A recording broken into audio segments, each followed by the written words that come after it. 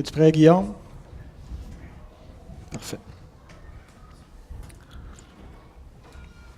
Bon matin, frères et sœurs.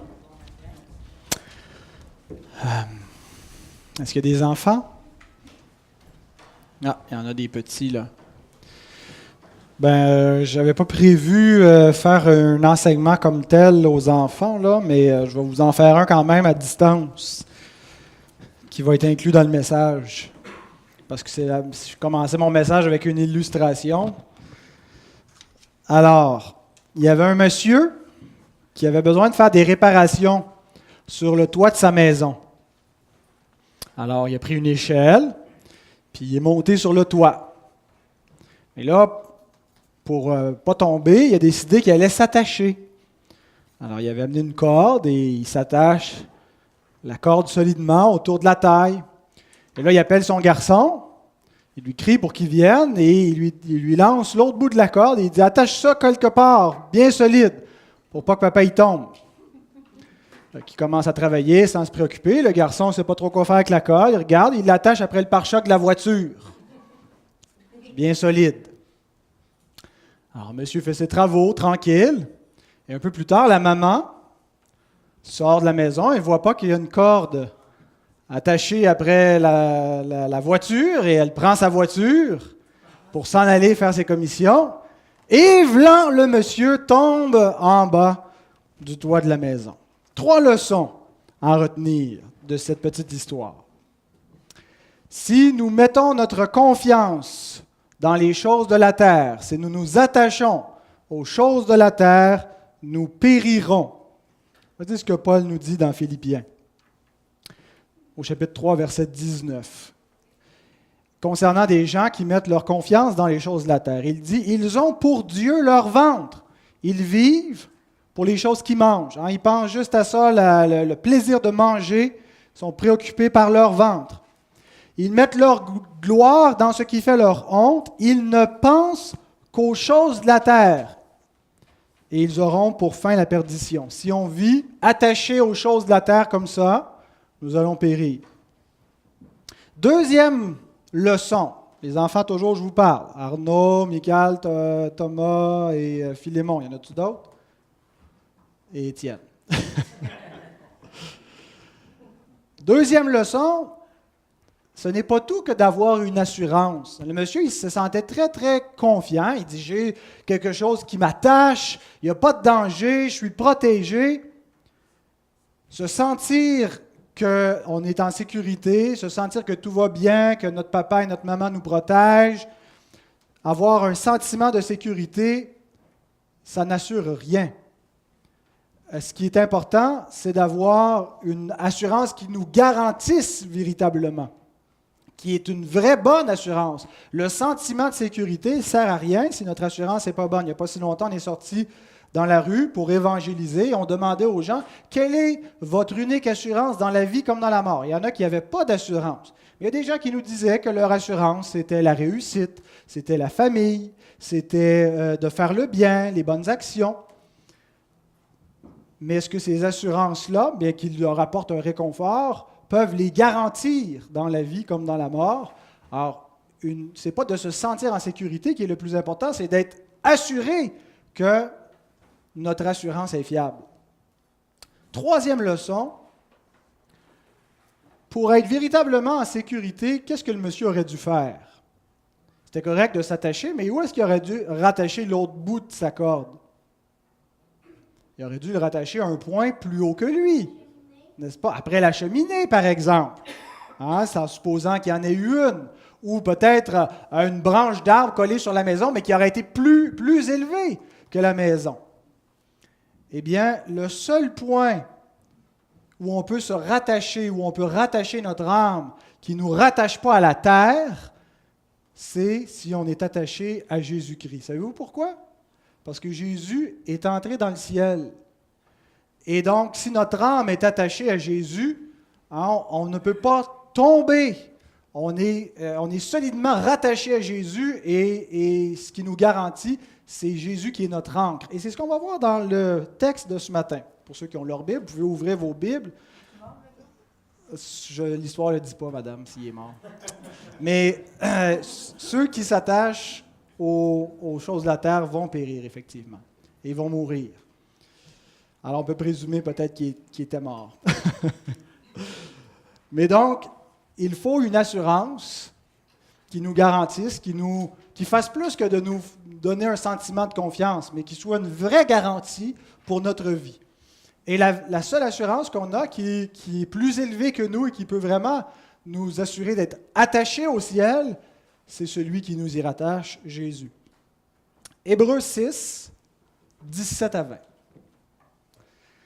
C'est pourquoi Dieu, voulant montrer avec plus d'évidence aux héritiers de la promesse l'immutabilité de sa résolution, intervint par un serment, afin que par deux choses immuables, dans lesquelles il est impossible que Dieu mente, nous trouvions un puissant encouragement.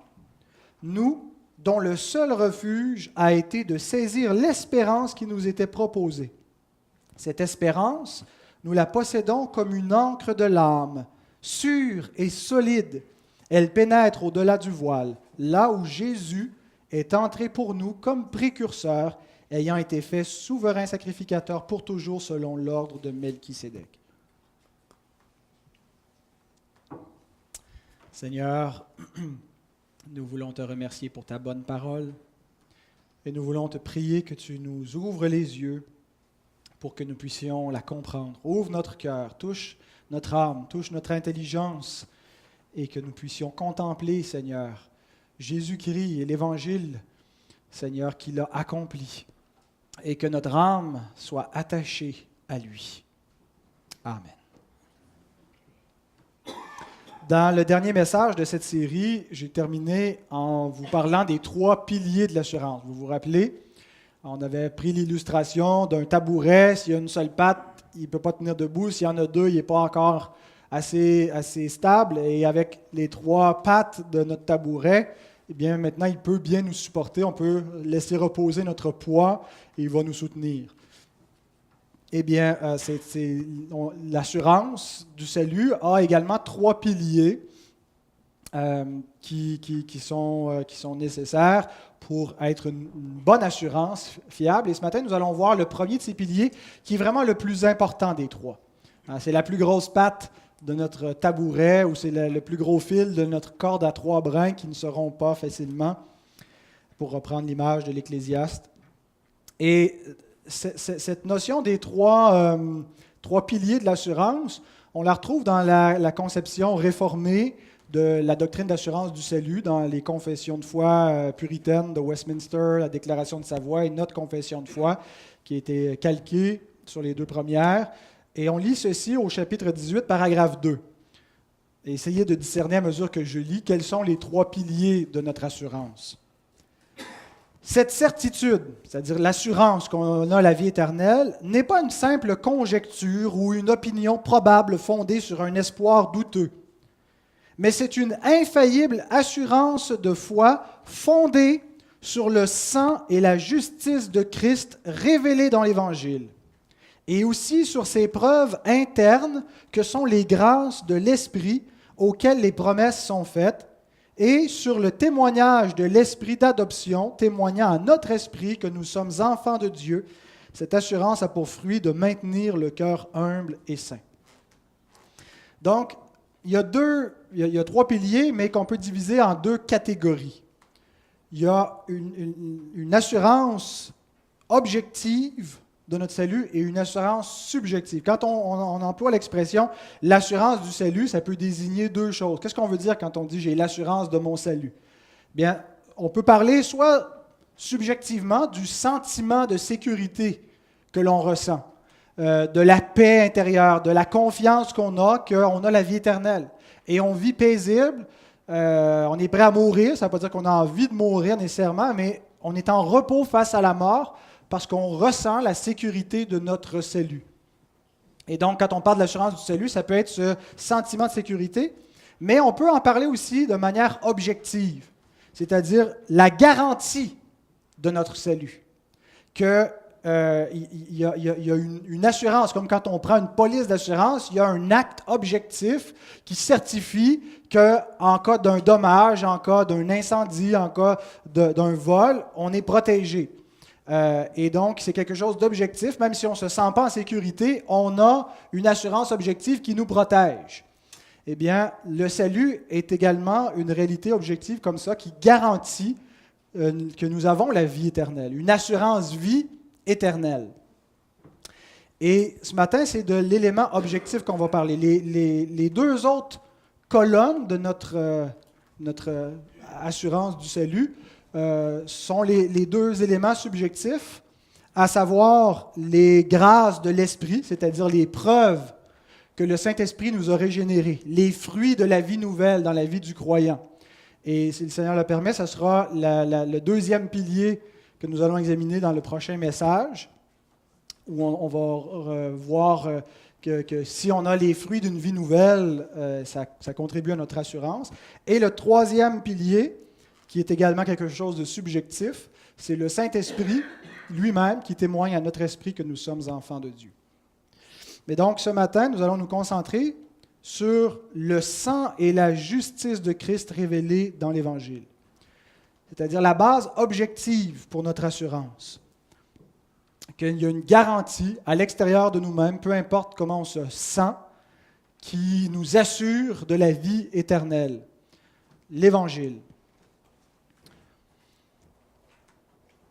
Et si nous sommes assurés d'entrer au ciel, la raison que l'auteur nous donne, c'est parce que Christ y est déjà entré pour nous. Il y a quelque chose de déjà accompli. Ce n'est pas simplement une réalité future, mais notre salut futur est garanti par le fait que Christ, maintenant, est au ciel pour nous et que nous sommes attachés à lui. Il est l'ancre sûre et solide qui garde notre âme. Donc, notre assurance, l'assurance du salut, c'est Christ. D'ailleurs, c'est le sous-titre de mon message. Mon titre, c'est « Une encre de l'âme sûre et solide ». Et ça prend une explication. C'est quoi cette encre de l'âme qui est sûre et solide? Jésus-Christ, notre assurance. Il est important de ne pas confondre l'Évangile et son effet. L'Évangile, ce n'est pas la conversion. Ce n'est pas la foi. Ce n'est pas la vie chrétienne. L'Évangile, ce n'est pas l'expérience personnelle que nous avons faite individuellement avec Dieu en devenant chrétiens, que nous faisons en entretenant cette vie nouvelle. L'Évangile, c'est une réalité qui existe en dehors de nous. Ce n'est pas quelque chose qu'on expérimente premièrement, c'est quelque chose qui est accompli à l'extérieur de nous. Et l'Évangile consiste premièrement en une promesse que Dieu a faite. Et ce n'est pas resté au stade d'une promesse, c'est une promesse que Dieu a accomplie également. Et cette promesse, il l'a accomplie et il nous l'a donnée sous la forme d'une alliance qui est scellée, qui est promulguée, ratifiée dans le sang de son propre Fils. Nous possédons objectivement la garantie, l'assurance de notre salut, le pardon, la vie éternelle dans cet évangile.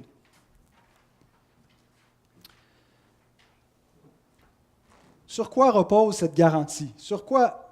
Comment savons-nous que nous avons la garantie de la vie éternelle, l'assurance du salut objectivement?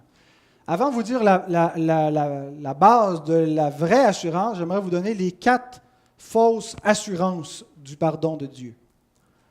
D'abord, l'universalisme. L'universalisme, c'est l'idée que Dieu, parce qu'il est bon, va pardonner tous les péchés de tous les hommes.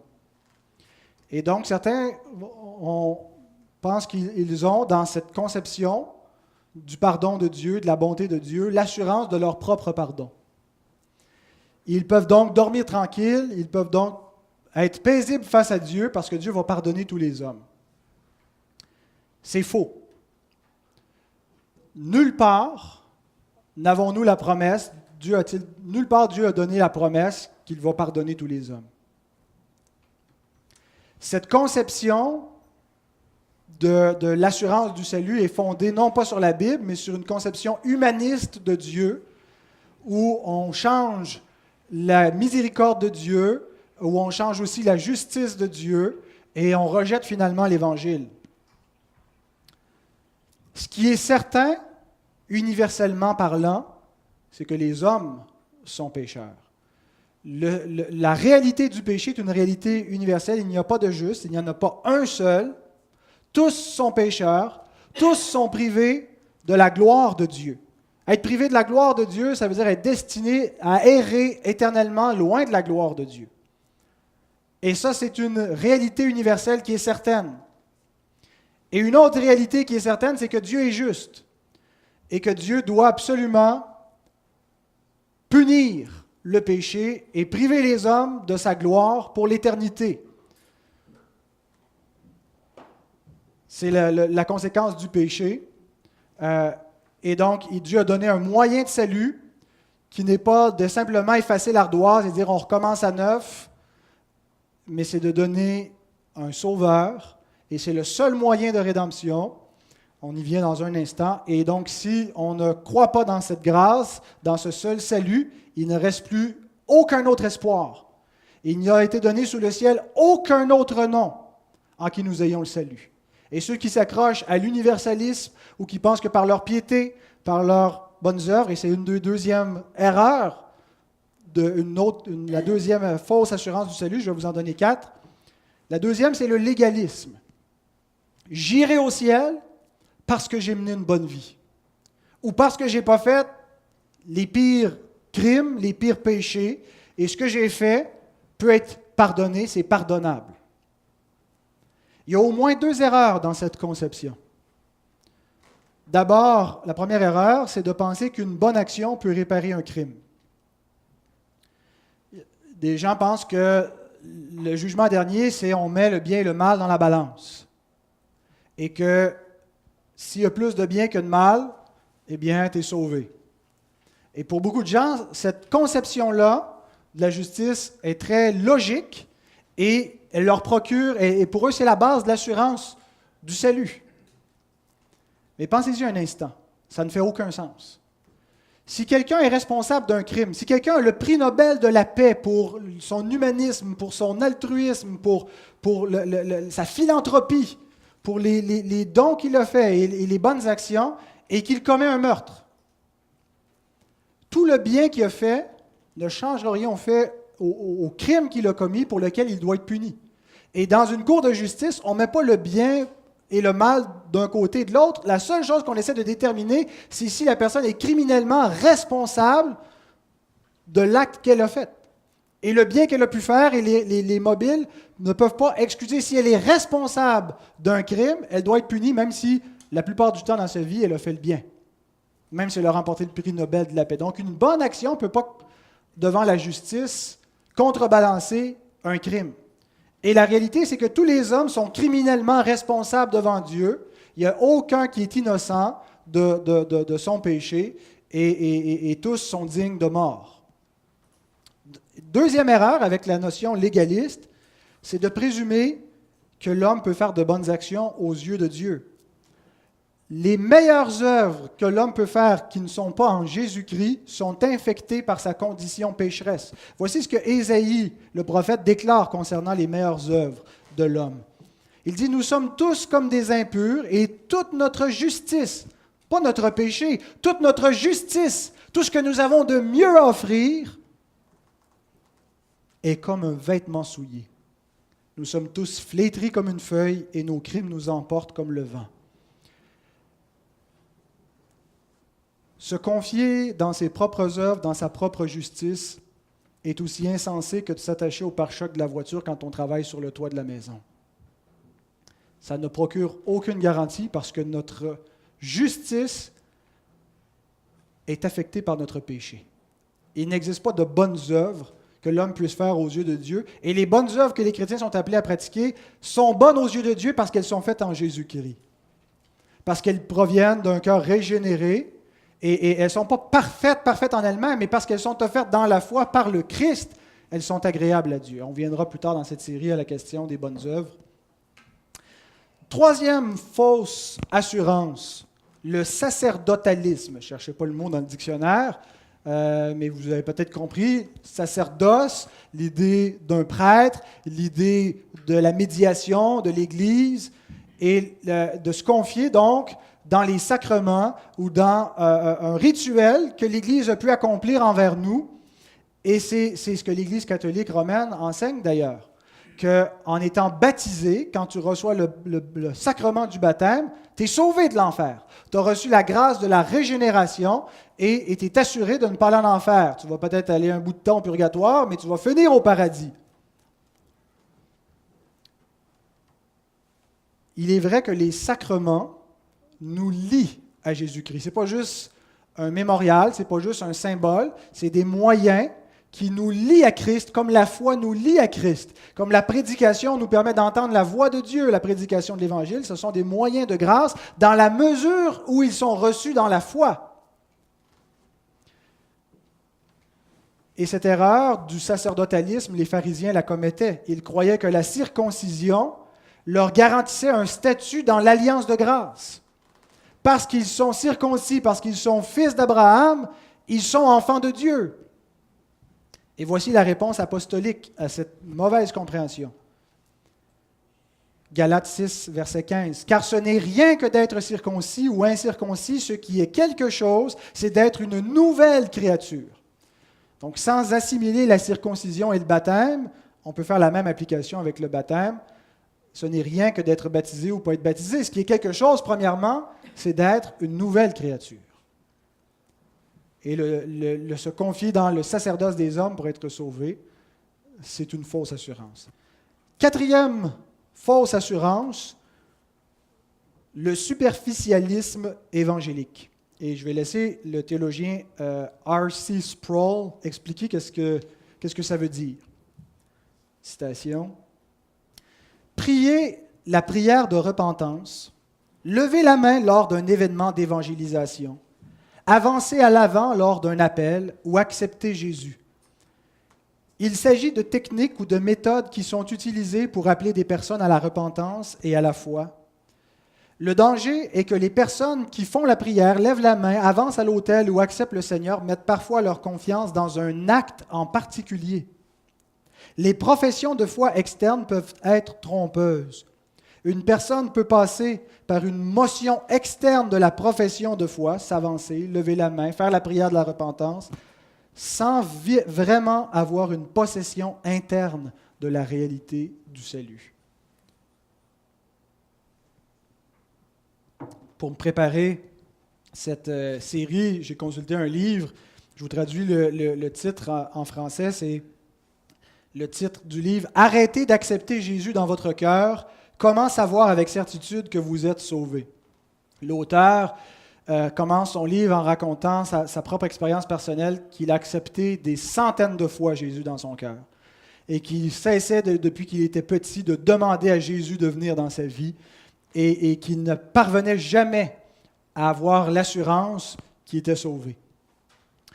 Il n'éprouvait pas cette confiance et il a par la suite, en étudiant sérieusement la parole de Dieu, découvert que notre assurance ne doit pas découler de quelque chose que nous faisons, comme accepter Jésus, comme signer une carte, comme faire la prière de repentance, mais notre assurance doit découler de quelque chose que Christ a fait. Voyez-vous la différence entre les deux? Notre assurance n'est pas liée par quelque chose que nous faisons. Et j'insiste sur ce point parce que s'il y en a un des 4 fausses assurances qui risque plus de contaminer nos milieux, c'est le quatrième. Le superficialisme d'une profession de foi du bout des lèvres et qui ne veut souvent rien dire. Notre vraie assurance consiste à s'approprier ce que Christ a fait et non pas de se reposer dans quelque chose que nous faisons, non pas dans notre réponse, premièrement, mais dans l'Évangile de Christ. Et notre assurance subjective, notre sentiment de sécurité va grandir à mesure que nous comprendrons l'œuvre achevée de Christ. Que nous ne pouvons rien ajouter à cette œuvre, qu'on ne peut rien y enlever non plus, qu'elle est parfaite et qu'elle seule nous assure la vie éternelle. Et donc, maintenant qu'on a vu les 4 fausses assurances, regardons la vraie assurance du pardon de Dieu. Hébreux 6, que nous avons lu, nous présente la seule et unique assurance objective, la seule police d'assurance qui a été donnée à l'homme et qui lui garantit la vie éternelle. Indépendamment de ce que nous ressentons, c'est d'abord et avant tout une assurance objective à l'extérieur de nous. Le salut a d'abord été garanti par une promesse de Dieu. Est-ce que vous pensez que Dieu est menteur? Est-ce que vous pensez que Dieu peut mentir? Ça dit non? Tu t'es repris? Non. Hein? Dieu ne peut pas mentir. Si Dieu ment, c'est l'écroulement de l'univers. Dieu devient un pécheur. Dieu est le Dieu qui ne ment pas par définition. Il est juste, il est saint, il est parfait, il n'y a aucune ténèbre en Dieu. Et Dieu, qui ne ment pas, a promis l'héritage du salut, le don de la vie éternelle. Et comme si sa parole n'était pas suffisante, comme si sa promesse n'était pas suffisante, Dieu a ajouté un serment à sa promesse. Avez-vous déjà dit oui à quelqu'un sans trop penser, puis après ça, vous regrettez d'avoir dit oui, et vous voulez changer d'idée? Hein, ça arrive, ça, parfois. Ce qui est plus choquant, c'est quand on se fait faire ce coup-là. Quand on demande à quelqu'un qui nous dit oui, puis qui ne se présente pas, qui nous fait faux bon, et dont le oui n'est pas oui, mais son oui devient non. Et il y en a qui ont la décence de nous aviser quand ils ont changé d'idée, mais il y en a d'autres qui ne nous avisent même pas. Qu'est-ce qui arrive dans ce cas-là? Quand on va avoir affaire avec cette personne-là par la suite, on va douter de ses oui, n'est-ce pas? On va vouloir un peu plus de garantie. On va vouloir des oui répétés. Oui, tu es sûr, là. Oui, tu vas être là. Oui, tu vas le faire. Oui, tu me garantis à quelle heure? Et on voudrait peut-être parfois les faire prêter serment ou signer un papier, une promesse. Si vous voulez emprunter de l'argent à la banque, est-ce que vous pensez qu'un simple oui devant le créancier, dire oui, je vais rembourser mon prêt, va être suffisant pour tranquilliser la banque que vous allez payer? Ils vont vous demander un peu plus de garantie. Vous allez devoir signer un contrat d'emprunt et vous engager à rembourser dans un certain délai avec un certain taux d'intérêt. Et c'est un engagement légal. Ce papier-là produit une garantie qui va donner l'assurance au prêteur que vous êtes lié par votre parole, par votre oui, que vous allez donc prêter, et il accepte de vous prêter dans ces conditions-là. Si vous devez témoigner en cours, vous devez prêter serment. Et le serment devient un acte légal. Si on se parjure, c'est un acte criminel. Si vous vous mariez, c'est un serment solennel. Ce n'est pas un simple oui. Quand on dit oui, je le veux, et qu'on signe un contrat de mariage, on est lié. Et dans tous ces cas-là, notre oui implique des circonstances légales que si on ne respecte pas notre parole, il y aura des conséquences. Le salut était une promesse. Et comme si ce n'était pas assez, Dieu a prêté serment. Il a donné l'équivalent de ce qu'on fournit comme garantie quand on dit oui. Et qu'on veut montrer qu'on est lié par notre personne, on est lié légalement par notre parole. Les hommes jurent par Dieu quand ils prêtent serment, en tout cas dans l'Antiquité. Aujourd'hui, de nouvelles façons de prêter serment. Mais à toute époque, on a prêté serment par le Très-Haut, s'engageant, liant notre âme à Dieu, et même en prenant des imprécations contre nous-mêmes. Et dans le passage juste avant, l'auteur nous dit que c'est ce qui met fin aux contestations entre deux hommes quand le nom de Dieu est invoqué pour légalement engager notre parole. Dieu ne pouvait pas prêter serment par un plus haut que lui, alors il a prêté serment par lui-même. Où est-ce qu'on retrouve, on va relire dans Hébreux 6, 16 à 18, « Les hommes jurent par celui qui est plus grand qu'eux, et le serment est une garantie qui met fin à tous leurs différends. C'est pourquoi Dieu, voulant montrer avec plus d'évidence aux héritiers la promesse, aux héritiers de la promesse, l'immutabilité de sa résolution, intervint par un serment, afin que par deux choses, c'est-à-dire sa promesse et son serment, dans lesquels il est impossible que Dieu mente, nous trouvions un puissant encouragement, nous dont le seul refuge a été de saisir l'espérance qui nous était proposée. Où est-ce qu'on retrouve ce serment de Dieu? L'auteur est en train de dire l'Évangile que nous possédons dans la Nouvelle Alliance, l'Évangile au sujet duquel je vous écris, en fait, c'est une vieille promesse de Dieu qui remonte à la Genèse et qui remonte, on pourrait la trouver dans le Jardin d'Éden, mais il se réfère à un épisode plus tard avec Abraham, où Dieu a prêté serment. Nous lisons dans Genèse 22, 16 à 18. « Je le jure par moi-même, c'est l'Éternel qui parle, il prête serment, parole de l'Éternel, je te bénirai et je multiplierai ta postérité, toutes les nations de la terre seront bénies en ta postérité. » C'est la promesse de l'Évangile que dans la postérité d'Abraham, Abraham lui-même sera béni et tous les croyants, tous ceux, et la promesse a une portée universelle, ça ne se limite pas aux descendants physiques d'Abraham, mais à tous ceux qui, comme Abraham, sont croyants. Tous ceux-là seront bénis dans la postérité d'Abraham, c'est-à-dire Jésus. Et Dieu le jure, il ne faut pas juste le promettre, il prête serment en faisant cette promesse. Dans quel but? Dans le but que nous ayons l'assurance, la certitude, que nous comprenions que c'est une promesse qui est immuable. Donc, même ceux qui vivaient avant Jésus-Christ possédaient objectivement l'assurance de leur salut avant même que leur salut soit accompli. Ils le possédaient dans une garantie de la parole de Dieu. Et remarquez que l'Éternel a dit que c'est lui qui allait l'accomplir. Il n'a jamais été question de ce que l'homme allait accomplir quoi que ce soit, mais le repos de l'homme dans l'Évangile venait de ce que l'Éternel allait faire.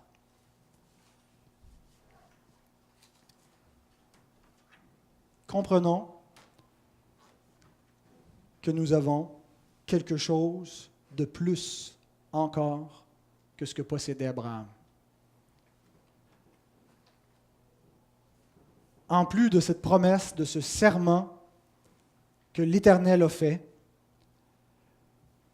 nous possédons l'accomplissement de cette promesse. Et nous possédons la garantie du salut de notre âme. Abraham avait la garantie du salut de son âme dans la promesse assermentée de Dieu, mais nous avons la garantie du salut de notre âme dans le sang du Fils de Dieu. La différence entre les croyants de l'Ancienne Alliance et ceux de la Nouvelle Alliance, c'est que pour eux, ils possédaient le salut sous la forme d'une promesse. Nous possédons le salut sous la forme d'une promesse accomplie.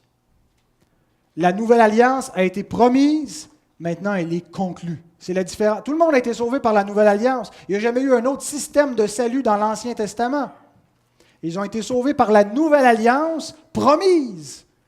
Et elle a eu un effet rétroactif. Christ a racheté les transgressions commises sous la première alliance. Et ils ont reçu déjà l'héritage de leur salut avant que Christ accomplisse cela. Mais nous possédons cette alliance-là comme étant conclue, scellée dans le sang du Fils de Dieu. Et c'est ce que l'auteur ajoute au verset 19 et 20. Cette espérance, nous la possédons comme une ancre de l'âme, sûre et solide. Elle pénètre au-delà du voile, là où Jésus est entré pour nous comme précurseur, ayant été fait souverain sacrificateur pour toujours, selon l'ordre de Melchisédek.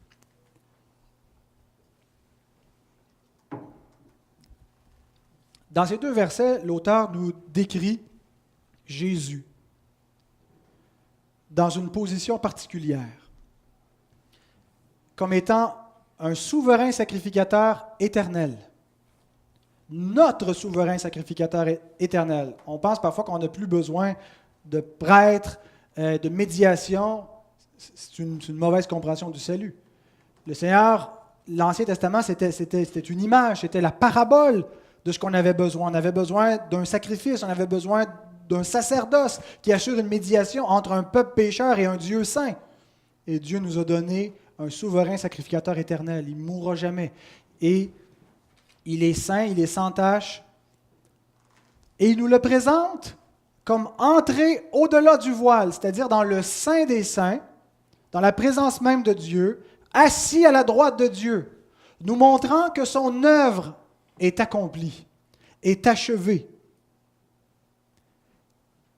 Elle n'est pas en cours d'exécution, bien que Christ continue une médiation actuelle. Il y a quelque chose de présent que Christ fait pour assurer, garantir notre salut, mais son œuvre de sacrifice pour garantir l'expiation de nos péchés et que nous ayons la vie éternelle, c'est déjà accompli. C'est pourquoi le Christ est assis. L'expiation, la propitiation et la médiation sont parfaitement accomplies et sont éternellement garanties en Christ. La seule possibilité que notre salut se perde, que notre salut ne garantisse pas la vie éternelle, c'est si Christ meurt, c'est si Christ pêche, c'est si Christ tombe en dehors du ciel, s'il en est chassé, parce qu'il est notre garant.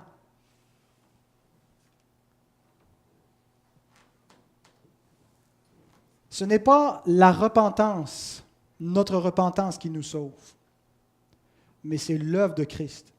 Notre foi et notre repentance démontrent que nous avons été unis à Christ.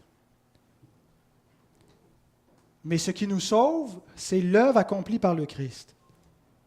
Et de le voir assis à la droite de Dieu nous révèle quelque chose, c'est que le paradis n'est plus fermé. Le paradis duquel l'homme et la femme ont été chassés au commencement, il n'est plus fermé. Le Saint des Saints qui était fermé, qui séparait les pécheurs de la présence de Dieu, a été ouvert, le voile a été déchiré, et nous sommes entrés dans la personne du Christ en présence de Dieu. Il est venu comme notre représentant, comme homme. Nous sommes entrés avec lui. Jésus-Christ, seul, est notre assurance. Et il dit qu'il est entré pour nous comme précurseur. Le mot précurseur, c'est prodromos, qui veut dire avant-coureur. Pro, devant. Dromos, coureur, voyageur. Le dromadaire, c'est le chameau voyageur.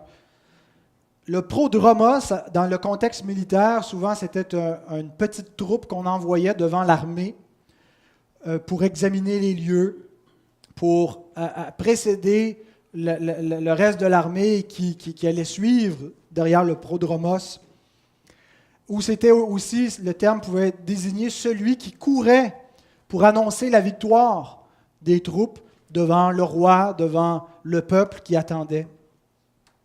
Christ est le prodromos, c'est lui qui est allé devant dans le but de nous préparer une place. L'avant-coureur qui vient, c'est ce que Jésus a dit, je vais aller vous préparer une place.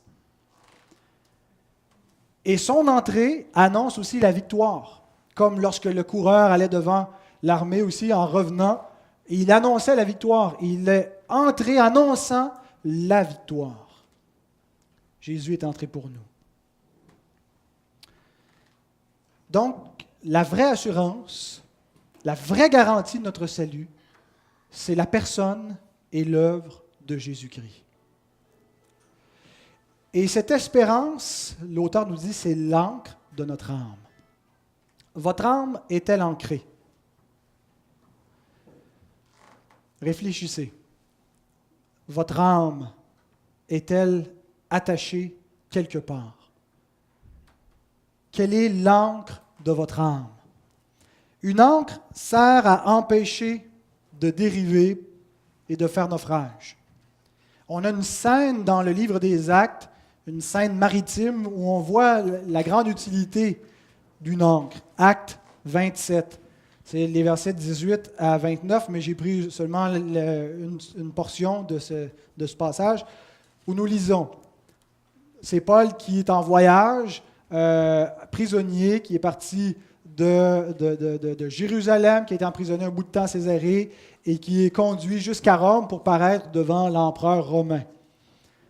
Et donc, sur la mer Méditerranéenne, il y a une tempête et nous lisons ceci. « Comme nous étions violemment battus par la tempête, le lendemain, on jeta la cargaison à la mer. Et le troisième jour, nous y lançâmes de nos propres mains les agrès du navire.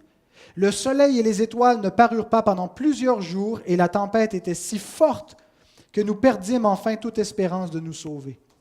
La 14e nuit, tandis que nous étions ballottés sur l'Adriatique, les matelots, vers le milieu de la nuit, soupçonnèrent qu'on approchait quelque terre. Dans la crainte de heurter contre des écueils, ils jetèrent 4 ancres de la poupe et attendirent le jour avec impatience. Je trouve que ce texte est pratiquement une parabole de la vie en général et peut-être de la vie chrétienne spécifiquement. Parfois, la vie va bien, tout va bien, on est paisible, il fait beau, on a de l'agrément dans notre âme. Mais tôt ou tard, on rencontre des tempêtes. Et ça devient très difficile de s'orienter. Le soleil et les étoiles ne paraissent pas pendant des jours.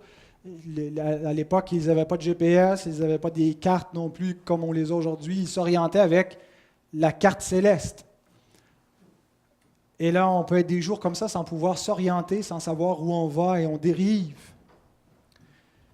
Et il y a un risque réel de naufrage. Mais les chrétiens sont dans une circonstance différente parce que leur âme possède une ancre sûre et solide. Et notre âme n'est pas rattachée au fond de la mer, mais au-delà du voile, dans les cieux très hauts, jusqu'au trône de la majesté divine. Notre ancre, c'est Jésus. Et notre ancre nous garantit qu'aucun vent, qu'aucune tempête ne peut nous perdre. Parce que nous sommes aussi solidement ancrés que Christ lui-même est ancré dans les cieux. Et l'auteur nous dit que cette ancre, nous la possédons sous la forme d'une espérance. L'espérance, c'est synonyme de foi. C'est quelque chose qu'on possède sans le voir. Quand on dit « j'espère », dans notre vocabulaire, ça signifie beaucoup d'incertitude. J'espère, je ne suis pas sûr. Mais l'espérance chrétienne, ce n'est pas quelque chose qui suggère de l'incertitude. L'espérance chrétienne, c'est quelque chose qui est garanti, mais qu'on ne possède pas visiblement, qu'on possède par le moyen de la foi.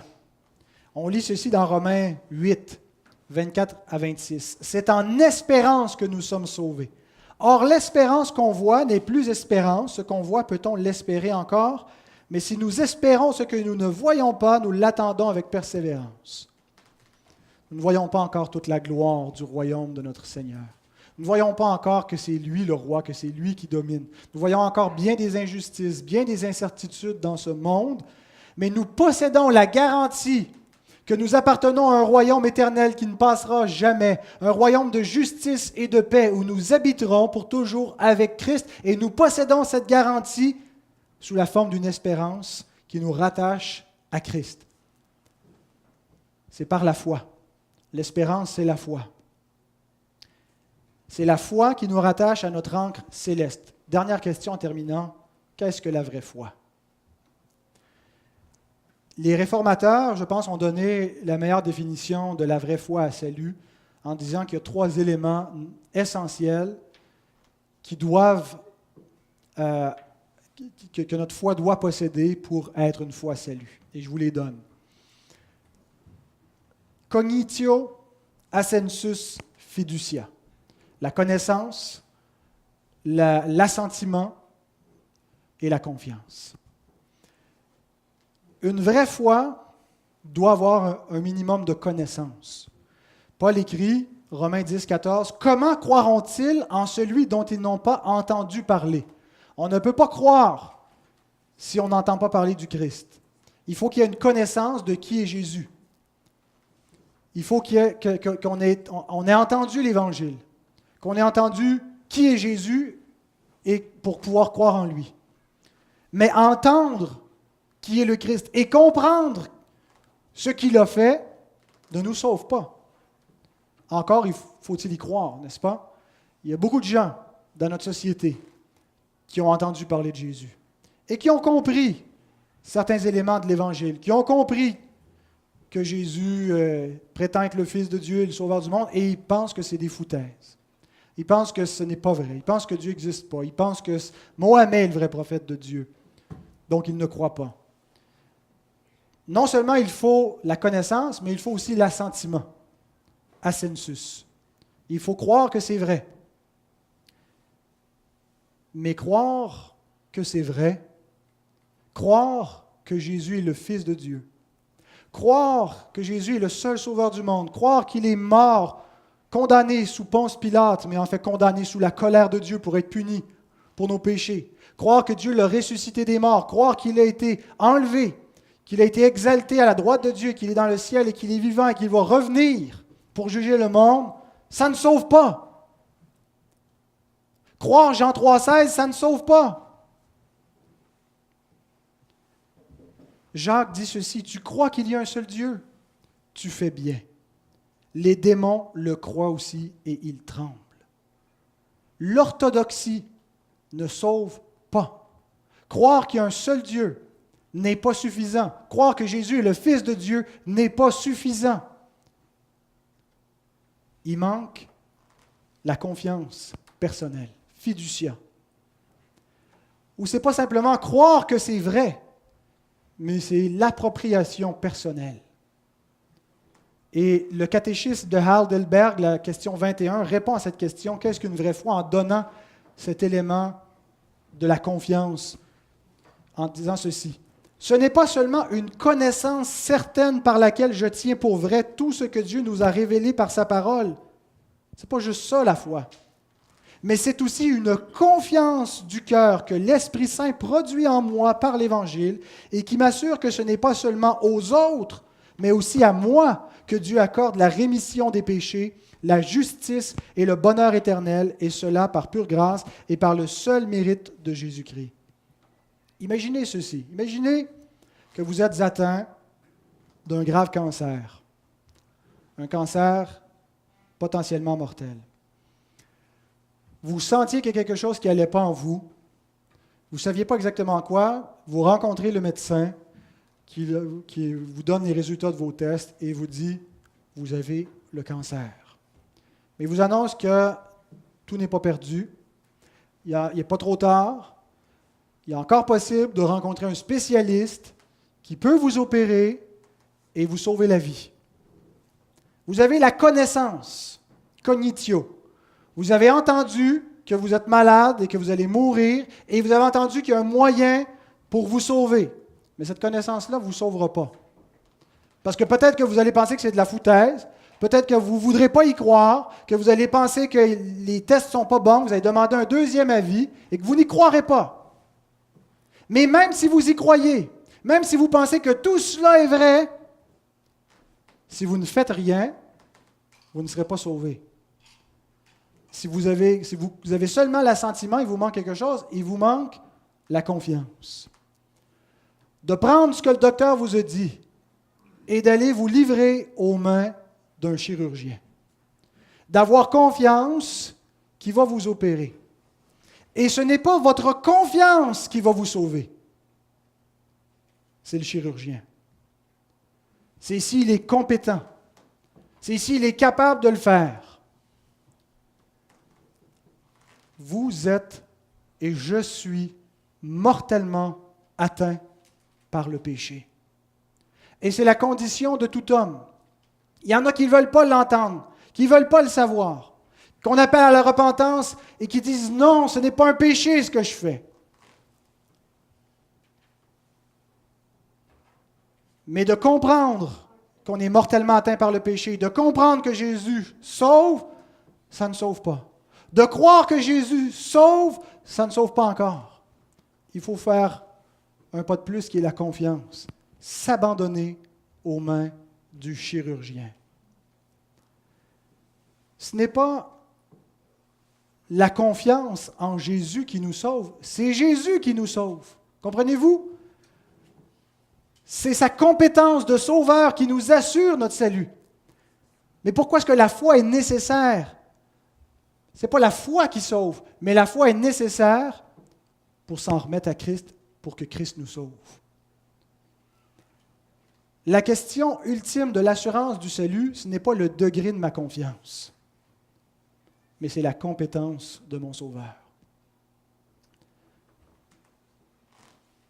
Une confiance ferme et inébranlable dans un Sauveur incompétent va être fatale. Peu importe le degré de ma confiance, si je crois dans un faux Christ, si je crois dans un faux Sauveur, si je crois en moi-même, ma foi ne peut rien pour moi. Mettre sa confiance en Jésus garantit le salut, peu importe le degré de mon assurance. Peu importe si j'ai des doutes, si je manque de confiance en lui, si j'ai confiance pour lui remettre ma vie, comme l'homme qui dit « Je crois, viens au secours de mon incrédulité ». Il s'est abandonné aux mains du Christ. Ce qui l'a sauvé, ce n'est pas sa foi, c'est le Christ qui l'a sauvé. Mais c'est par la foi qu'il s'est abandonné à lui. C'est ce que fait la foi. Dieu ne nous demande pas une foi parfaite, ce n'est pas notre foi qui nous sauve. Il nous demande une foi qui dit à Christ « Sauve-moi ». Notre foi est imparfaite, elle a peur, elle est remplie de doutes, mais si elle nous conduit à nous confier en Christ de manière définitive, nous sommes assurés de la vie éternelle. Ce n'est pas notre foi qui nous assure, ce n'est pas notre foi qui nous garantit, c'est la compétence de Christ. C'est sa compétence comme souverain sacrificateur, comme sauveur. C'est la perfection de son sacrifice. Et plus nous comprendrons cette réalité, plus nous ressentirons cette assurance subjective, plus nous aurons confiance en Jésus, plus nous comprendrons qui il est, plus nous contemplerons sa parfaite justice qui nous a été imputée, plus nous saisirons la plénitude de son œuvre achevée. Tout est accompli, a-t-il dit en expirant. Plus nous nous reposerons dans sa parfaite médiation, plus nous plaiderons ses mérites et son nom dans nos prières, plus nous goûterons l'efficacité de sa grâce pour détruire le péché et de son pardon et la puissance de sa résurrection, plus nous aurons l'assurance, la paix du salut. Pas l'assurance dans le terme que nous serons plus assurés. Notre salut ne pourra jamais être plus parfait qu'il l'est. Nous ne pourrons jamais ajouter quoi que ce soit pour rendre notre salut plus parfait. Nous ne pourrons jamais y enlever quoi que ce soit. On ne peut rien y changer par le degré de notre foi. Mais notre âme va être de plus en plus tranquille, dépendamment du degré de notre foi. Et c'est ce qu'on va voir dans les prochains messages, l'élément subjectif. Mais pour ce qui est de l'élément objectif, il est parfaitement garanti, assuré par le Christ. Notre salut est parfait. Apprenons simplement à avoir confiance en nous reposant en lui. Amen.